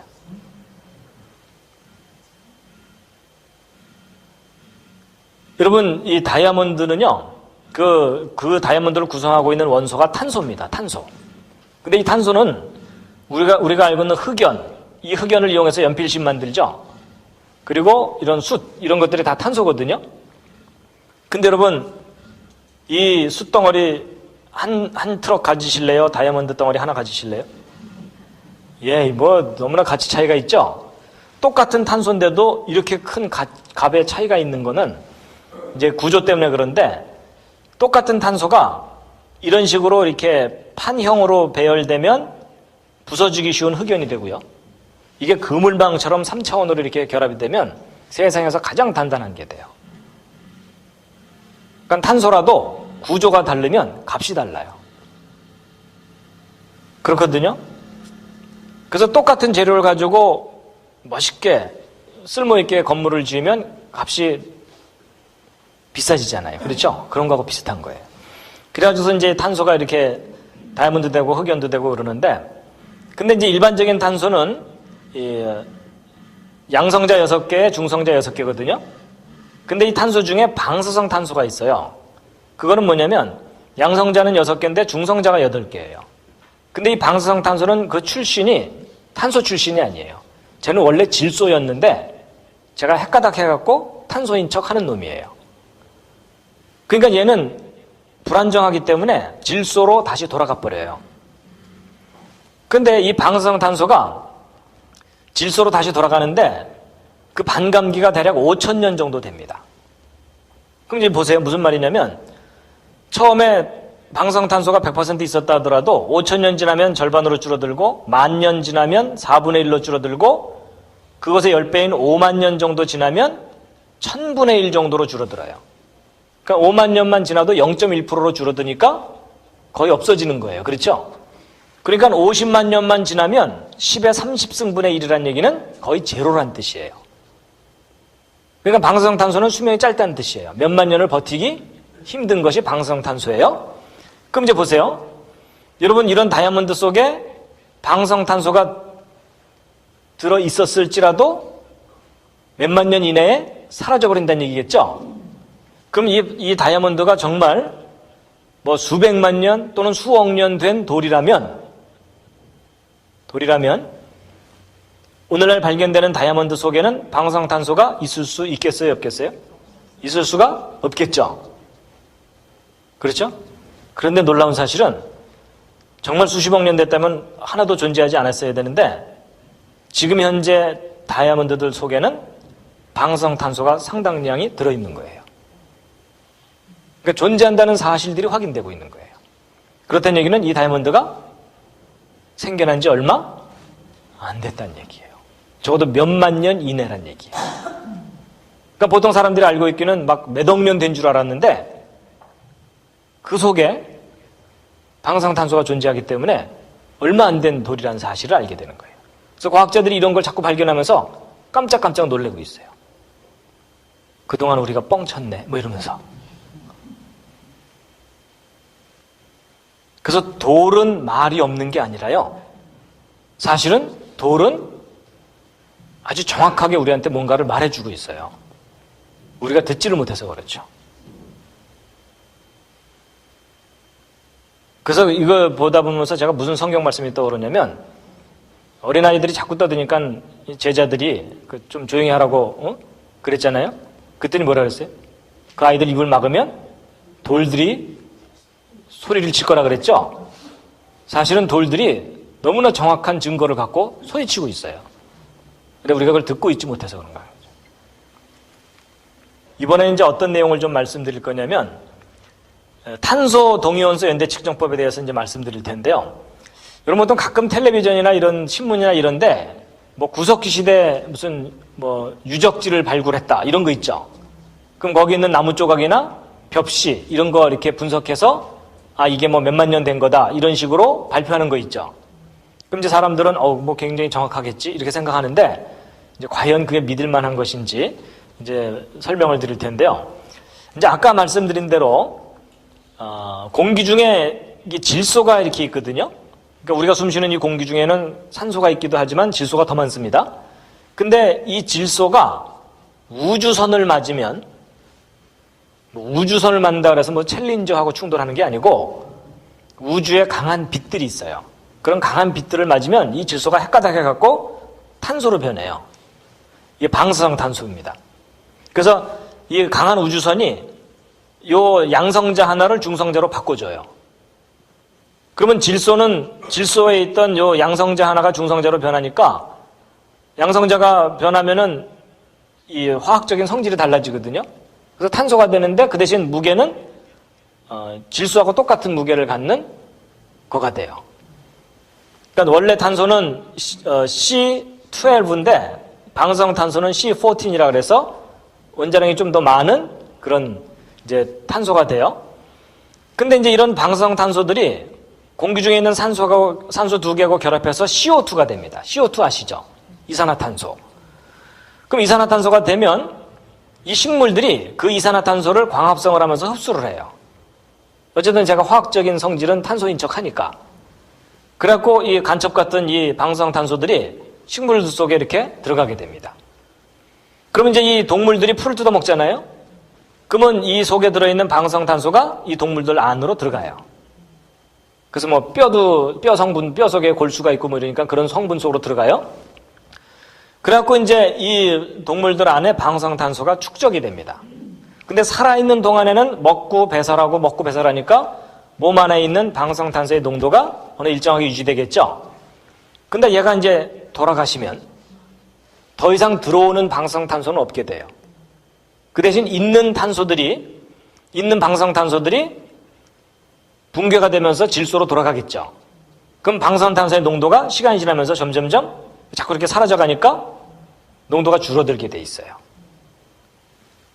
그래가지고 이 현상을 이용해갖고 이 뼈가 얼마나 오래됐는지를 알아내는 거예요.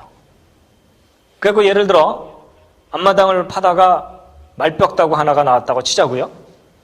그럼 이 뼈가 얼마나 오래된 뼈인지를 이제 알아내야 되잖아요.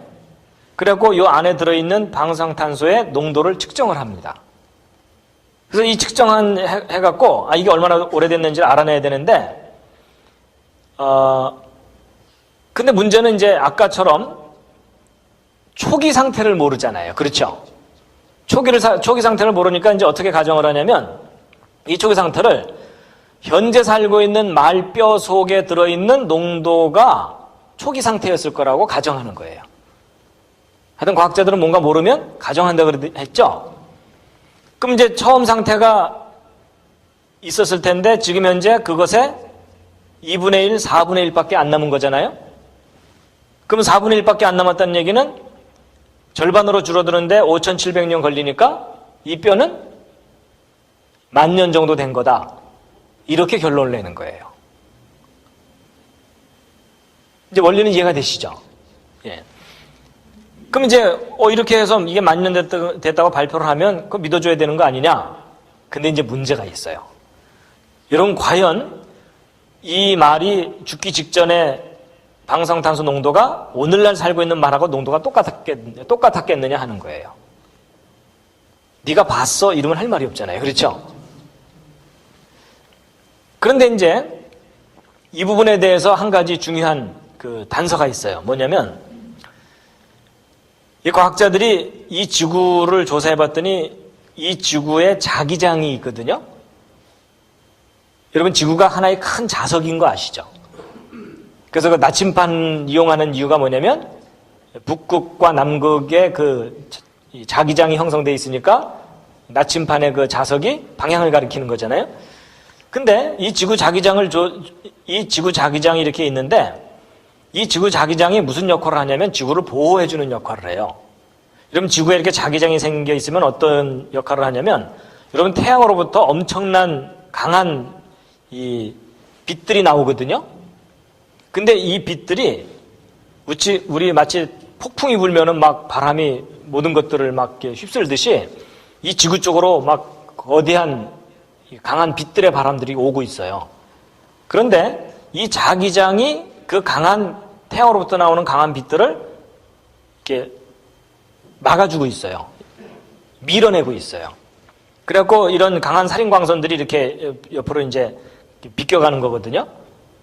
그래서 지난번에 그 대홍수 때 궁창유의 물이 지구를 보호하고 있었던 것처럼 이 자기장도 지구를 보호해주는 역할을 합니다. 만약에 저 자기장이 사라져버리잖아요? 그럼 태양으로부터는 저 강한 광선들이 직접 지구에 닿기 때문에 이 지구상에는 생명체가 살 수가 없어요. 이제 그렇게 되는데, 근데 이제 이 과학자들 중에 이 T 바한스라고 하는 분이 지구 자기장이 계속 시간에 따라 변한다는 걸 알게 됐어요. 근데 이게 강해지는 쪽이 아니라 약해지는 쪽으로 가는 거예요. 그러니까 지구를 보호하고는 보호막이 점점점 엷어지고 있는 거예요. 예, 종말이 가까우는 거 아시겠죠? 그래갖고 지구 자기장이 대략 한 1400년마다 절반으로 줄어든다는 걸 알게 됐어요. 그럼 여러분, 지금 현재보다도 1400년 전에는 2배였고 그보다 1400년 전에는 4배였겠죠? 그럼 더 강한 자기장이 있으면 지구가 더 잘 보호되는 거잖아요. 그렇죠? 그러면 더 강한 자기장이 있게 되면 우주에서 날아오는 우주선도 지구 내부에는 잘 못 들어오겠죠. 그럼 과거에는 우주선의 강도가 약했기 때문에 방사성탄소 생성되는 농도가 낮았겠죠. 그래가지고 지금 현재는 자기장이 약하니까 생명체들 속에 방사성탄소 농도가 상당히 높지만 2800년 전만 하더라도 4분의 1밖에 안 되는 거예요. 그러니까 원래 과거에 살았던 생명체들은 원래부터 방사성탄소의 농도가 작았었다고, 적었었다고 봐야 된다는 거예요.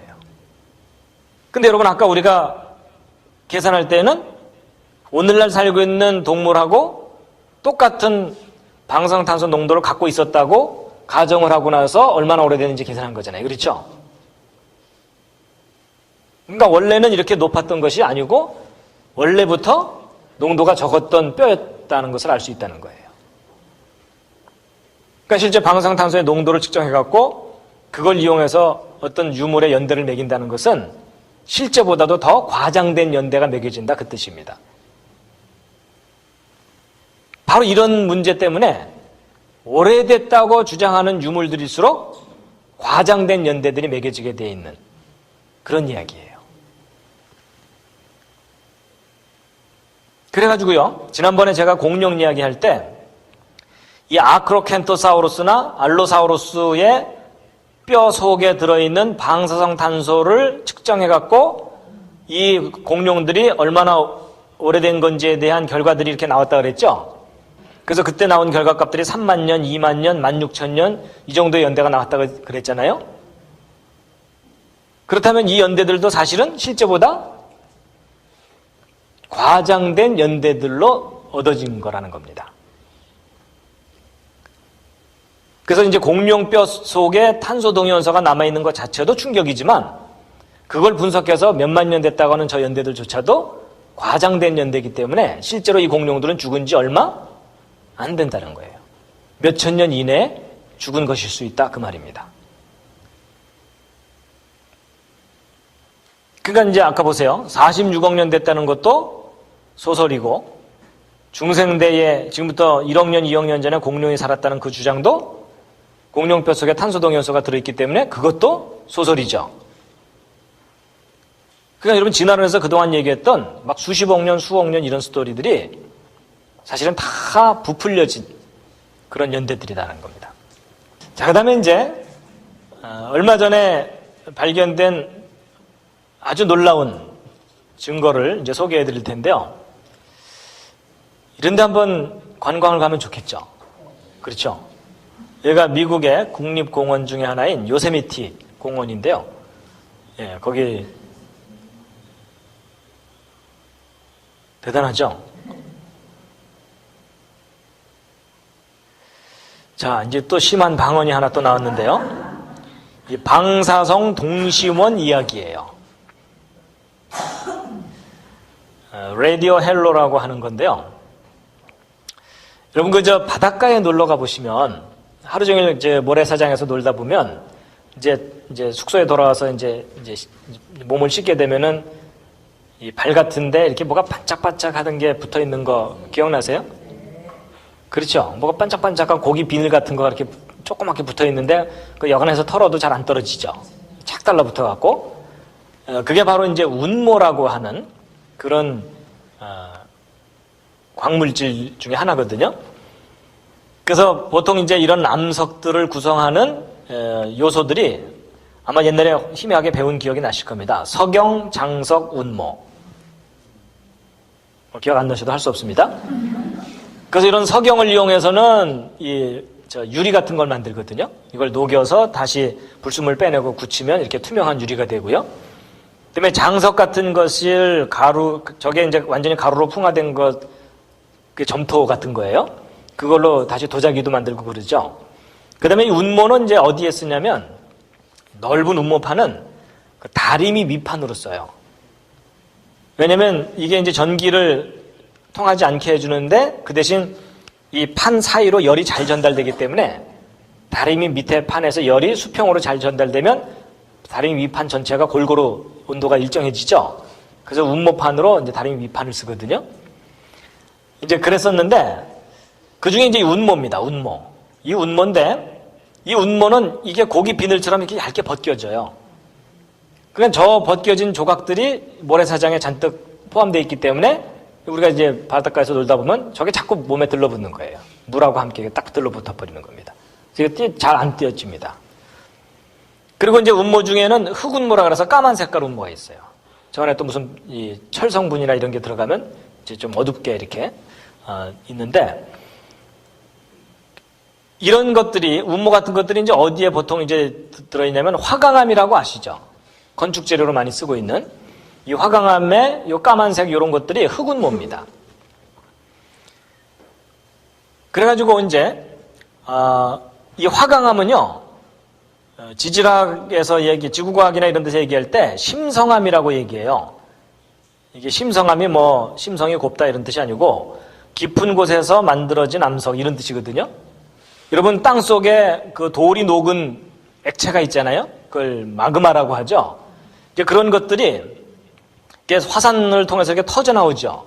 그래서 이게 터져 나와서 아주 빠르게 굳어진 것을 화산암이라 그러고 그 대표적인 예가 현무암입니다. 그래서 제주도에 가면 저런 검은색 돌 많죠.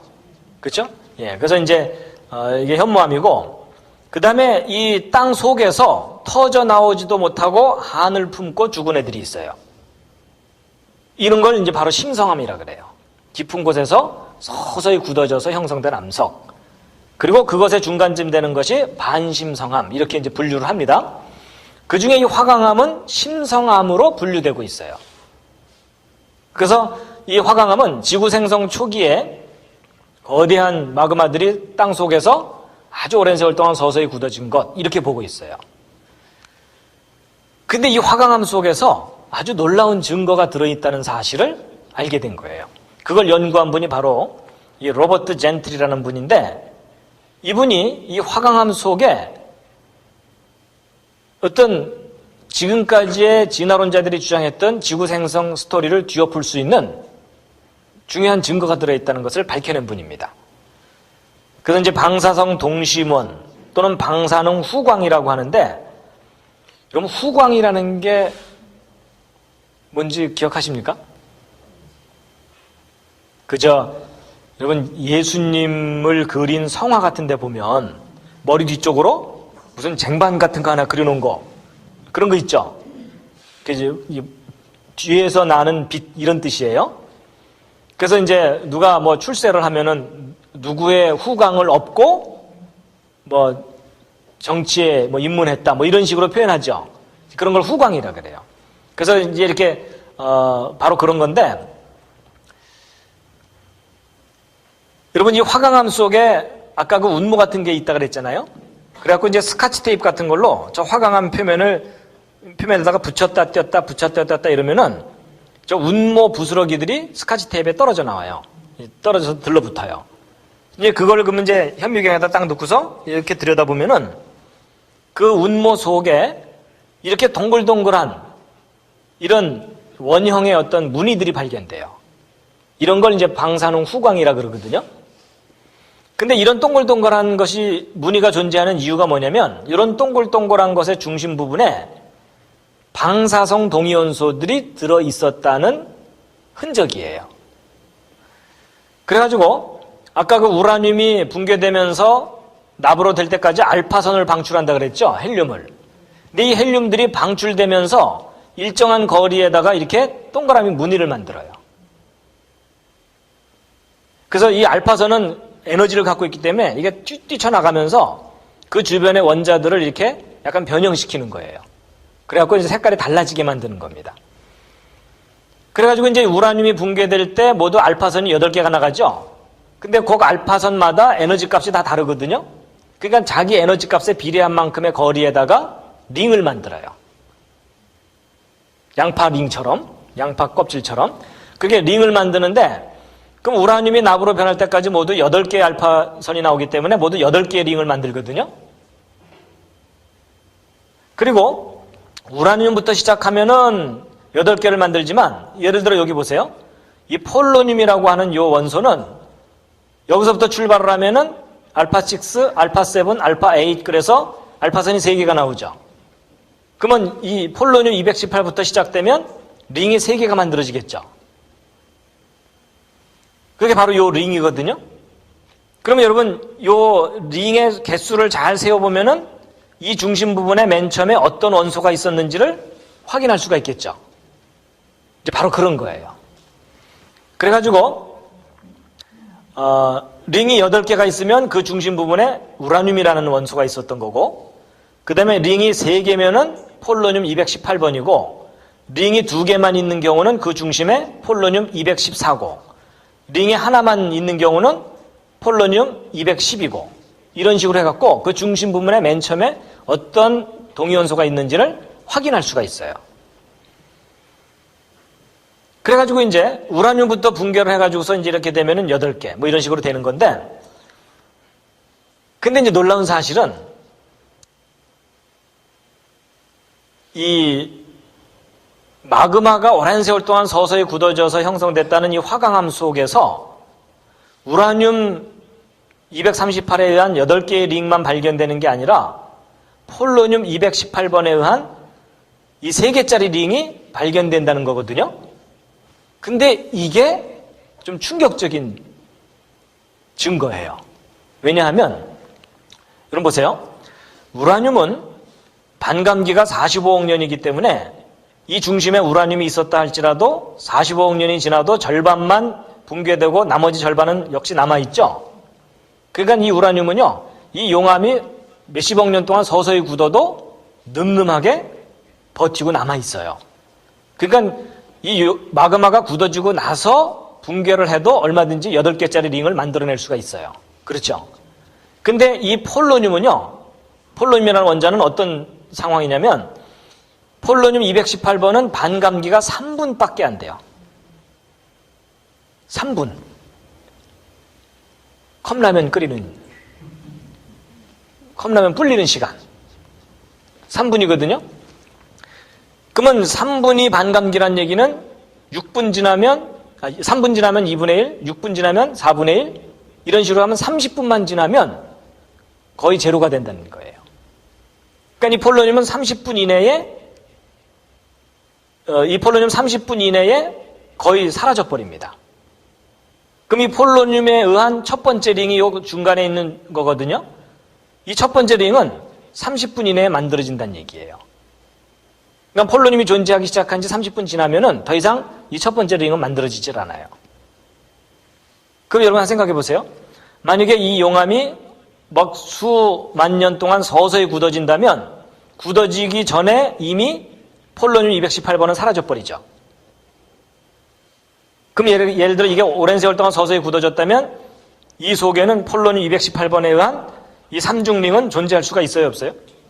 존재할 수가 없어요. 그런데 놀랍게도 이 화강암을 조사를 해봤더니 그 속에 폴로늄 218번에 의한 3중링이 덩그러니 존재하고 있는 거예요. 그렇다는 얘기는 이 화강암이 액체 상태에서 오랜 세월 동안 굳어진 게 아니라는 거예요. 그러니까 이게 무슨 말이냐면요.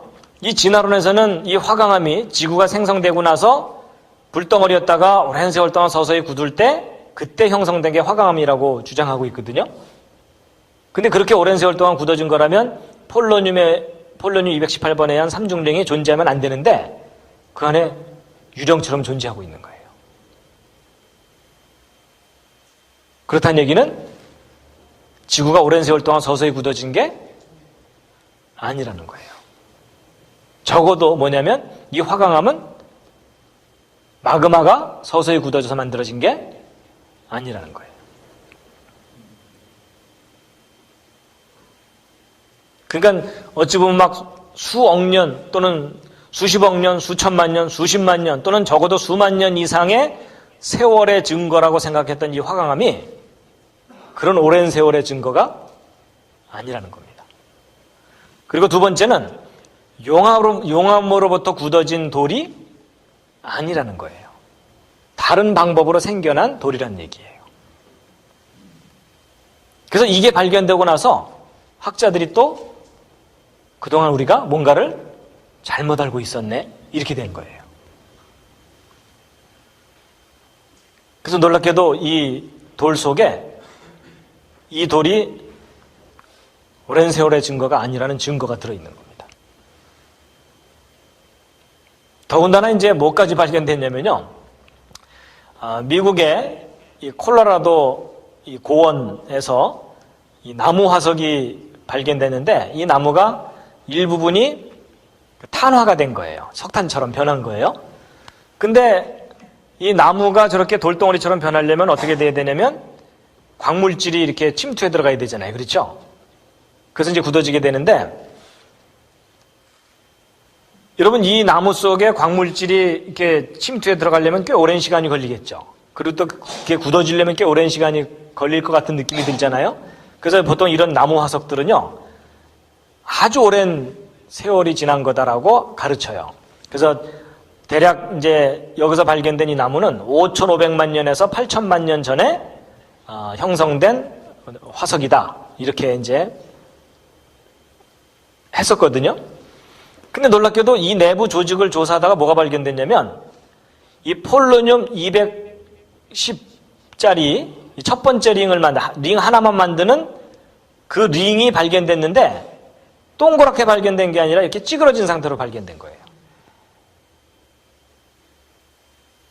단단하게 굳은 상태에서 눌린다고 찌그러지질 않습니다. 암석이 이렇게 저렇게 찌그러지는 암석도 아니고.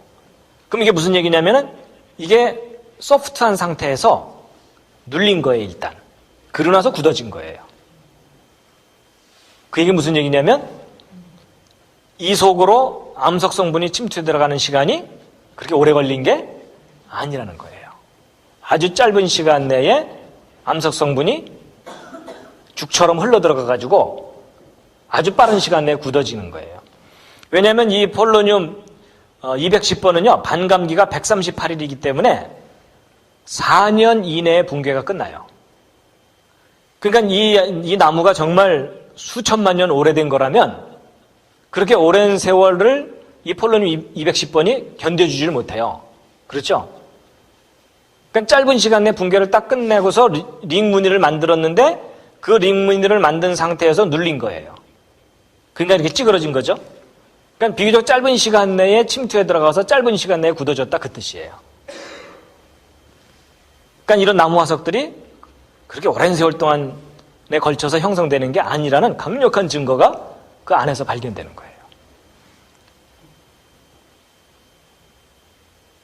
심지어 이 중에 찌그러진 원하고 동그란 원이 함께 발견되는 경우도 있어요. 그 얘기 뭐냐면 붕괴되는 도중에 찌그러졌고 찌그러진 후에도 다시 또 붕괴를 일으키는 바람에 찌그러진 원하고 원형이 동시에 존재하는 그런 상태라는 거거든요. 이 모든 게 다 뭐냐면 짧은 시간 내에 나무가 화석이 됐다는 뜻입니다.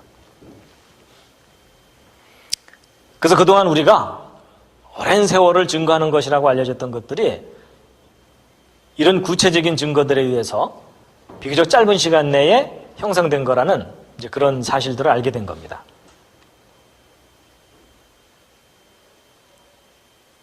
함께 한번 읽으시겠습니다. 시작. 9일에 너희 자손이 물어가로되 이 돌들은 무슨 뜻이니요 하거든 뭐라고 설명해 줘야 됩니까?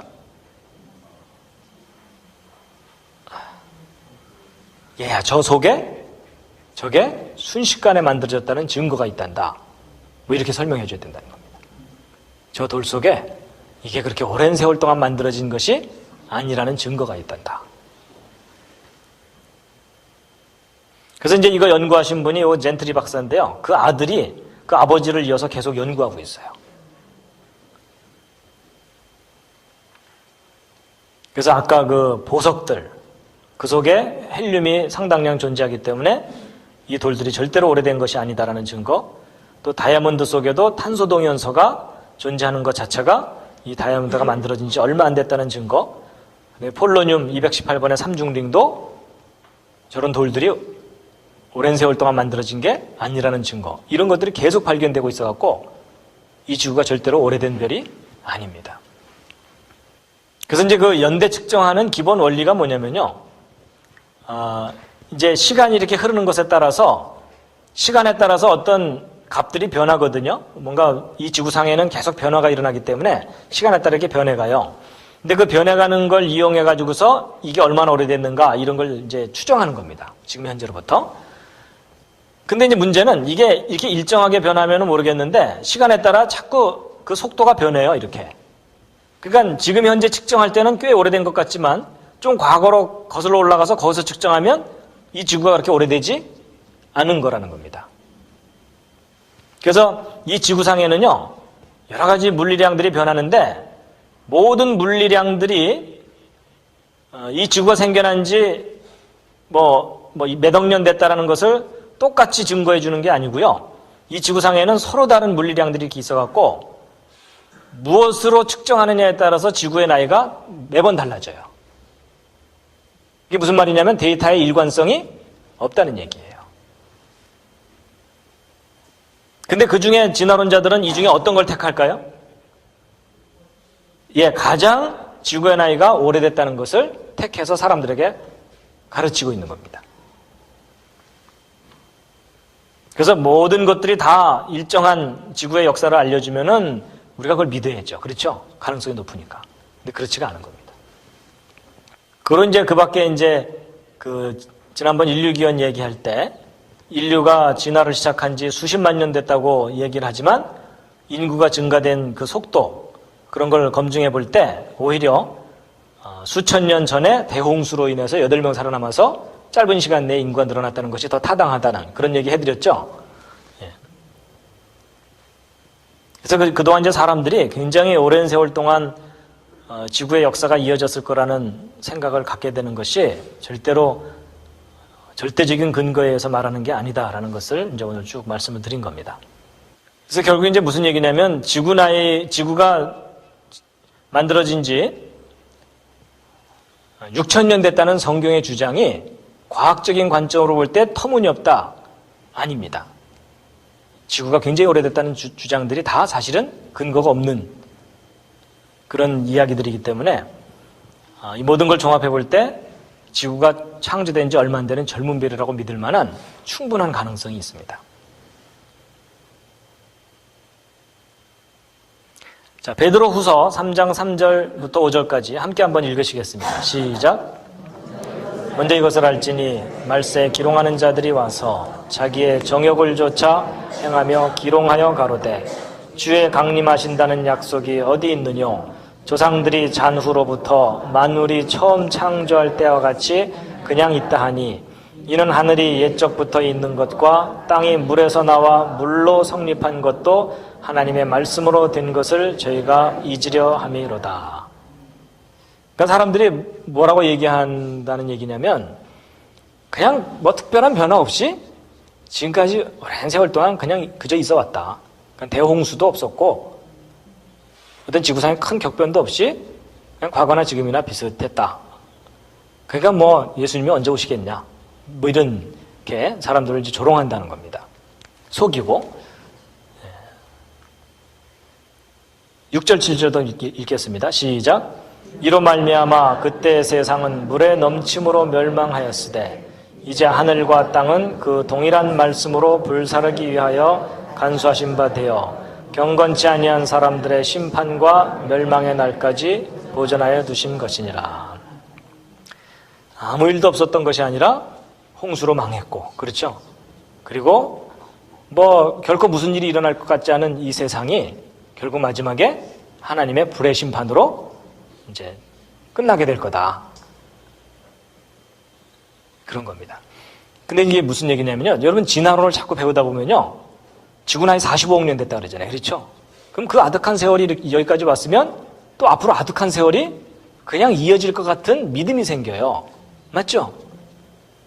그러니까 이 세상에 마지막이 있을 거라는 생각을 사람들이 하질 못하게 돼요. 마치 술에 취해서 몸이 둔해지는 것처럼 정신도 둔해지고 감각이 없어집니다. 근데 우리가 정신 똑바로 차리고 모든 증거들을 보게 되면 하나님의 물의 심판이 있었던 것처럼 분명히 이 땅에 불의 심판이 있게 되는데 그 심판의 날에 사실은 멀지 않았어요. 여러분 이 지구가요. 지금 너무나 급격하게 망가지는 쪽으로 지금 가고 있거든요. 여러분 에너지도 지금 고갈되죠. 식량도 고갈되죠. 사람들은 더 욕심이 강해져 가지고서 이제 생존을 위해서 서로 막 부딪히다 보면요. 이 세상이 아주 짧은 시간 내에 탁 끝날 수가 있어요. 이제 그런 세상 속에 우리가 지금 살고 있는 겁니다. 그래서 이제 오늘 46억 년이냐 6천 년이냐 선택은 여러분이 하시는 겁니다. 그런데 거기에 대한 근거들을 여러분들에게 오늘 쭉 소개해드린 겁니다. 다시 한번 신명기 32장 함께 읽겠습니다. 시작. 옛날을 기억하라. 역대의 연대를 생각하라. 내 아비에게 물으라. 그가 내게 설명할 것이요. 내 어른들에게 물으라. 그들이 내게 이르리로다. 이제 설명해주고 가르쳐 주실 수 있겠습니까?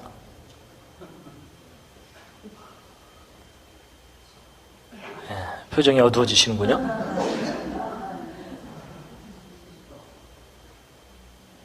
마지막 꽃입니다.